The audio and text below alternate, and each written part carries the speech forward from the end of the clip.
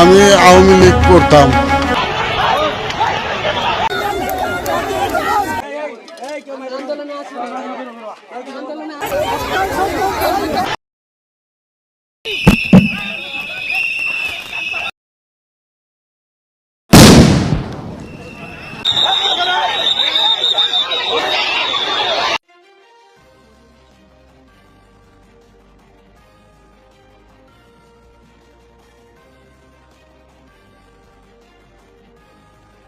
আসসালামু আলাইকুম।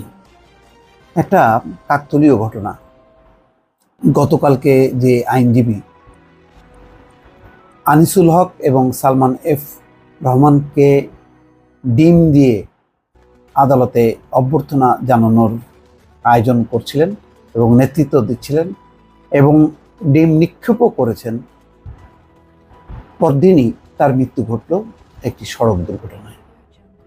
জানি না সেই ঘটনায় বেশ আলোচিত ছিলেন এবং ডিম দিয়ে অভ্যর্থনা জানানোর জন্য সে তার সহকর্মীদের বা সহযোগীদেরকে সংগঠিত করেছিলেন, নেতৃত্ব দিয়েছিলেন এবং যথেষ্ট পরিমাণ সে একটা বলিষ্ঠ একটি পদক্ষেপ নিয়েছিলেন এবং তাকে বিএনপির সিনিয়র আইনজীবীরাও নিয়ন্ত্রণ করতে পারছিল না, এত বেশি ক্ষুব্ধ ছিলেন।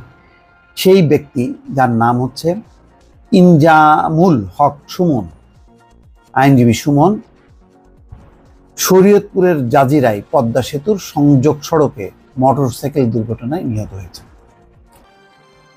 ঘটনাটা খুবই যেভাবে তিনি দুর্ঘটনার শিকার হলেন সেটাও কি অন্য রকমের। মোটরসাইকেল চালিয়ে পদ্মা সেতু পার হচ্ছিলেন দুই আইনজীবী বন্ধু। একজন ছিলেন ফেসবুক লাইভ চলা অবস্থায় মোটরসাইকেল থেকে ছিটকে পড়ে একজন প্রাণ হারিয়েছে। বৃহস্পতিবার দুপুরে শরীয়তপুরের জাজিরায় পদ্মা সেতুর টোল প্লাজার পাশে সেতুর সংযোগ সড়কে এই ঘটনা ঘটে। নিহত ব্যক্তির নাম ইনজামুল হক সুমন, 34 বছর বয়স। তিনি শরীয়তপুরের ভেদরগঞ্জের চরভাগা ইউনিয়নের পূর্ব মৃধাকান্তি এলাকার বাসিন্দা। তিনি সিএমএম আদালতে আইনজীবী হিসেবে ছিলেন, সেই সঙ্গে ঢাকা মহানগর উত্তর যুবলীগের সদস্য ছিলেন। ঘটনার সময় ইনজামুল মোটরসাইকেলটি চালাচ্ছিলেন। ওই দুর্ঘটনায় মোটরসাইকেলটির আরেক আরোহী আতিক ইসলাম আহত হয়েছেন, তিনিও আইনজীবী। তার বাড়ি ভেদরগঞ্জের কাচিকাটা এলাকায়। তাকে উন্নত চিকিৎসার জন্য ঢাকায় নেওয়া হয়েছে। শরীয়তপুরের পদ্মা সেতু দক্ষিণ থানার ভারপ্রাপ্ত কর্মকর্তা ওসি শেখ শরীফুল আলম বলছেন, ইনজামুল আজ দুপুরে মোটরসাইকেল নিয়ে ঢাকা থেকে গ্রামের বাড়ি ভেদরগঞ্জের সখীপুরে রওনা হন। তার সঙ্গে ছিলেন বন্ধু আতিক ইসলাম। বেলা 2টার দিকে দুই বন্ধু মোটরসাইকেল নিয়ে পদ্মা সেতুতে ওঠেন। ইনজামুল মোটরসাইকেল চালাচ্ছিলেন আর পেছনে বসে ফেসবুক লাইভ করছিলেন আতিক। লাইভে ব্যস্ত থাকায় তারা নিয়ন্ত্রণ হারিয়ে দুর্ঘটনার শিকার হন। 12:25 ওই লাইভ ভিডিওতে দেখা যায় পদ্মা সেতুতে উঠেই লাইভ শুরু করেন আতিক। লাইভ শুরু হওয়ার 6 মিনিটের সময় পদ্মা সেতু থেকে মোটরসাইকেলটি নিয়ে ওই দুই বন্ধু জাজিরা প্রান্তে নামেন।